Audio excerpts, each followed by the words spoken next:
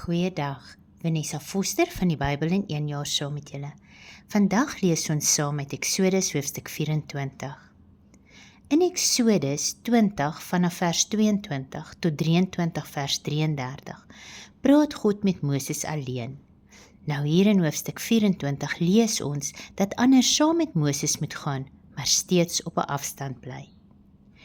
Moses is spesiale toegang tot God gegee, om sodoende die boodskap, die wette, die karakter en hart van God aan die nasie oor te dra. Ons lees dat die nasie dan met een stem antwoord, al die woorde wat die Here gespreek het, sal hulle doen. Israel het goeie bedoelings gehad. Hulle het met ontzag gereageer en gesê dat hulle gehoorsaam sal wees, maar hulle het nie stil gestaan om dit regtig te deurdink nie. Daarom sien ons hoe God dan 'n verbond met hulle sluit. Nou stel jouself die prentjie voor. Moses skryf alles wat hy van God hoor neer, die 10 gebooie, die wette, alles, omrede dit nie genoeg was vir die geheue of menslike herinneringe om te bewaar nie. Hy staan vroeg op, voor dagbreek, en dan word daar 'n altaar aan die voet van die berg gebou, met 12 pilare, volgens die 12 stamme van Israel. Hy stuur jong manne uit om die brandoffers en slagoffers van die osse aan die Here te bring, en dan neem hy die helfte van die osse wat geoffer word se bloed, en dit word op die altaar uitgegiet vir versoening van sondes. Hy neem dan die boek van die verbond en lees dit terwyl die volk staan en luister. Hulle reageer deur te sê dat hulle alles sal doen en gehoorsaam sal wees aan dit wat die Here van hulle verwag.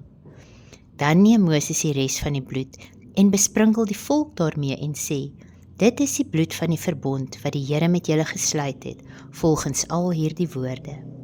Nou dit het beteken dat hulle nou identifiseer met die verbond wat hulle met God aangegaan het. Wat belangrik is om te onthou, is dat God nie met elke individu afsonderlike verbond gemaak het nie, maar met die volk as geheel. Nou, vandag het elkeen van ons 'n persoonlike verhouding met God. En dit is 'n saak van erns, ons kan dit nie sommer net ligtelik opvat nie. Ons sien dan hoe die prentjie vervul word in Jesus Christus. Hebreërs 9 sê vir ons, Christus het eens en vir altyd met sy eie bloed vir elkeen verlossing bewerkstellig.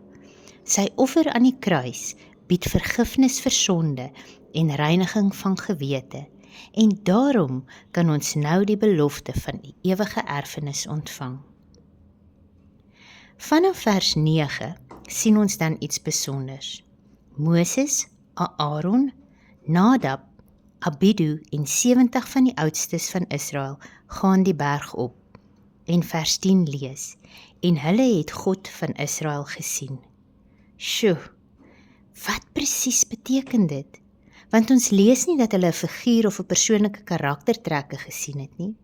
Die enigste ding wat ons van lees, is dat hulle gesien het wat onder God se voete aangaan, die plaveisel van safierstene. Hulle sien nie die volle heerlikheid van God nie, maar dit is net genoeg om te besef hoe groot hy is. En dan lees ons, en hulle het geëet en gedrink in die teenwoordigheid van die Here. God is nie net heilig en onsagwekkend nie. Hy nooi hulle vir fellowship met hom. Nou net so wil God vandag met elkeen van ons ook verhouding hê. Ons kan nie net op 'n Sondag naby aan God wees en Maandag leef asof hy nie daar is nie. Ons moet leer om daagliks met hom te verbind in alles wat ons doen.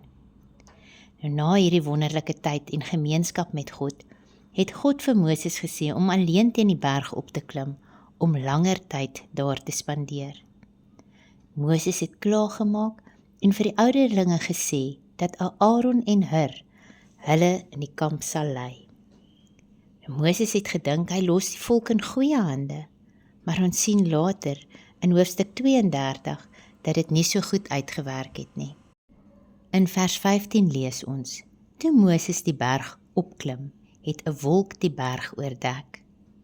Dit moes vir Moses soos 'n gevaarlike en intense plek gevoel het. Daar was baie rook, vuur en die wolk en 'n diep gevoel van ontzag. Die heerlikheid van God het op die berg gerus. Dit was nie net 'n vinnige verskyning nie, maar 'n blywende teenwoordigheid. Die idee word baie keer beskryf as die Shekinah heerlikheid, God se sigbare teenwoordige heerlikheid wat by sy mense bly. En ons sien dieselfde gedagte in Johannes 1 vers 14, waar Jesus onder die mense kom woon. Sien, die hele omgewing het eintlik gesê, bly weg, maar tog sê God vir Moses, kom nader na my toe. Ons word ook elkeen genooi, deur Jesus, om God beter te leer ken. Ons hoef nie meer op 'n afstand te bly nie. Ons kan nou met vrymoedigheid na God gaan. Mag jy 'n geseënde dag verder hê. Tot volgende keer. Totsiens.